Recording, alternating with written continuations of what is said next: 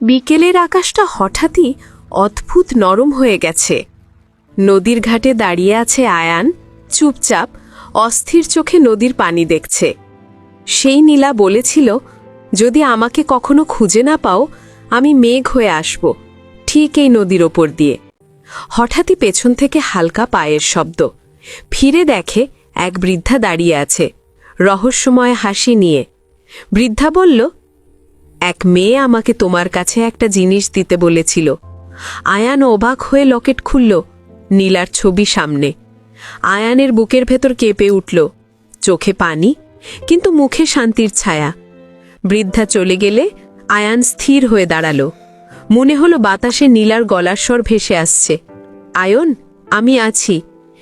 নদীর অপরের মেঘগুলো আলোয় জ্বলে উঠল। আয়ান বুঝল, ভালোবাসা কখনো নিখোঁজ হয় না। কিছু ভালোবাসা শুধু মেঘ হয়ে ফিরে আসে।